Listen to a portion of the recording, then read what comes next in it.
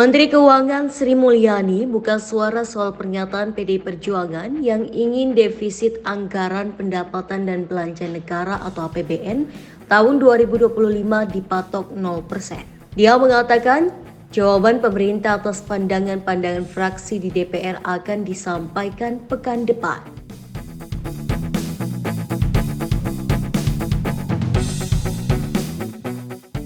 Sebelumnya, 9 fraksi partai politik di DPR telah menyampaikan pandangannya atas kerangka ekonomi makro dan pokok-pokok kebijakan fiskal atau KEM PPKF 2025. Pandangan fraksi tersebut disampaikan dalam rapat paripurna mengenai penyampaian pandangan fraksi atas KEM PPKF 2025.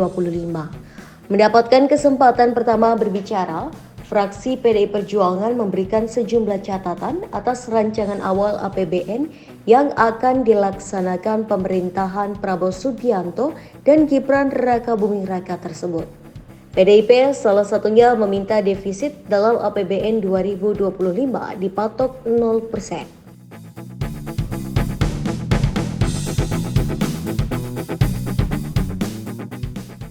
Edi mengatakan fraksinya menilai pada APBN transisi tidak sepantasnya pemerintahan lama memberikan beban defisit atas program-program yang belum masuk dalam rancangan kerja pemerintah atau RKP dan rancangan pembangunan jangka menengah atau RPJMN.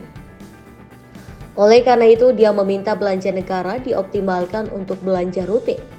Dia meminta APBN 2025 juga tidak mengalokasikan belanja modal yang berisi proyek-proyek dalam RKP dan RPJMN. Selain PDIP, 8 fraksi lainnya juga telah menyampaikan pandangan atas KEM PPKF yang telah disampaikan oleh pemerintah.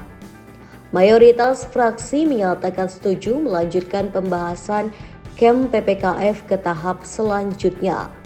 Setelah 9 fraksi menyampaikan pandangan, Wakil Ketua DPR Republik Indonesia Sufmi Dasko Ahmad menyatakan rapat akan dilanjutkan dengan agenda mendengarkan jawaban pemerintah atas pandangan fraksi-fraksi di DPR yang akan digelar pada 4 Juni 2024. Untuk menyampaikan kerangka ekonomi makro dan pokok-pokok kebijakan fiskal atau KEM PPKF 2025. Meskipun sudah lewat bulan Syawal, mengingat ini adalah rapat pertama secara resmi setelah Lebaran, izinkan kami atas nama Kementerian Keuangan dan pemerintah untuk mengucapkan Selamat Hari Raya Idul Fitri 1445 Hijriah. Mohon maaf lahir dan batin. Pimpinan dan seluruh anggota Dewan yang kami hormati, KEM PPKF 2025 disusun pada masa transisi dari pemerintahan saat ini untuk pemerintahan selanjutnya. Kebijakan fiskal harus menjadi fondasi kuat bagi proses pembangunan secara berkelanjutan menuju Indonesia Emas 2045. Berbagai tantangan dan hambatan akan terus dihadapi oleh semua bangsa dalam mencapai cita-citanya, tidak terkecuali Indonesia.